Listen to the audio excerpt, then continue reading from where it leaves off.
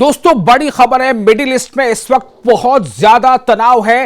ایران کی پاسداران انقلاب IRGC نے دعویٰ کیا ہے کہ اس نے جارڈن میں امریکی ایئر بیس پر میزائل حملہ کیا اور IRGC کے مطابق تین امریکی F-35 طیارے تباہ کر دیے ہیں۔ جی ہاں، 3 امریکی F-35 طیارے کو تباہ کرنے کا IRGC نے دعویٰ کیا ہے۔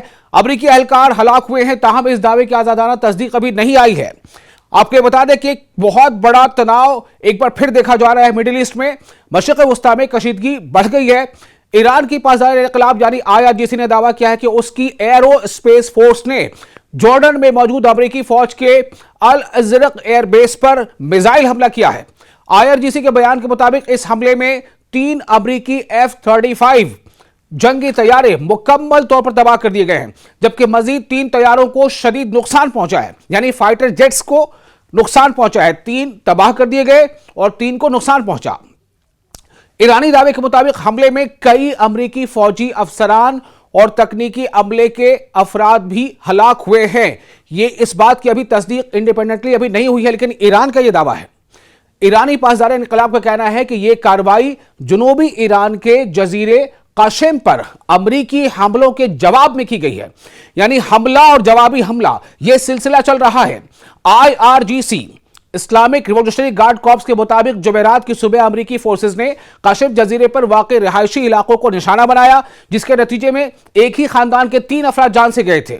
ایرانی حکام کا کہنا ہے کہ جاں بحق ہونے والوں میں ایک والد، ایک والدہ اور ان کا 2 سال کا بچہ شامل تھا، جبکہ خاندان کے 2 دیگر بچے زخمی ہوئے اور انہیں اسپتال منتقل کیا گیا۔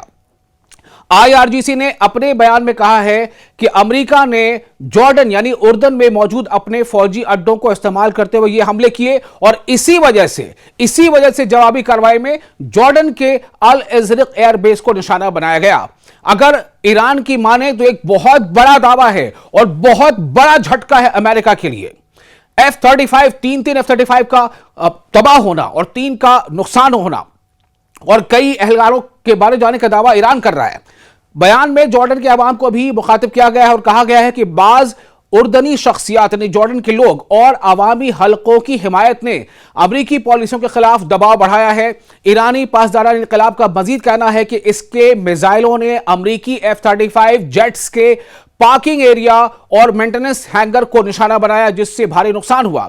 دوسری طرف امریکی حکام کی جانب سے اس خبر کی وقت تک ایرانی دعووں کی مکمل تصدیق یا تردید سامنے نہیں آئی تھی اس وقت تک، اس لیے F-35 طیاروں کی تباہی اور امریکی جانی نقصان سے متعلق اطلاعات فی الحال ایرانی بیان پر مبنی ہے۔ یہ ایران کے میڈیا کا دعویٰ ہے۔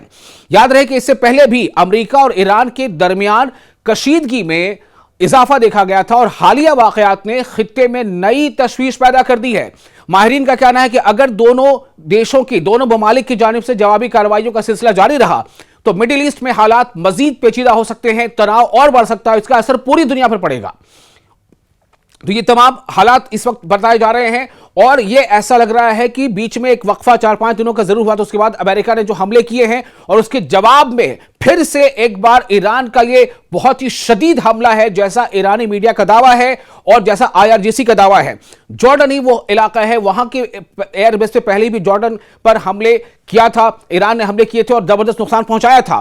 کئی امریکی فوجی مارے گئے تھے، 4 کی تصدیق ہوئی تھی، کئی کے بارے میں کہا گیا تھا وہ زخمی ہیں، کئی کے بارے میں کہا گیا تھا وہ لاپتہ ہیں، لیکن ایک بار پھر ایران نے دعویٰ کیا ہے کہ الازرق ایئر بیس میں جارڈن میں امریکی اڈے پر زبردست حملہ ایران نے کیا ہے۔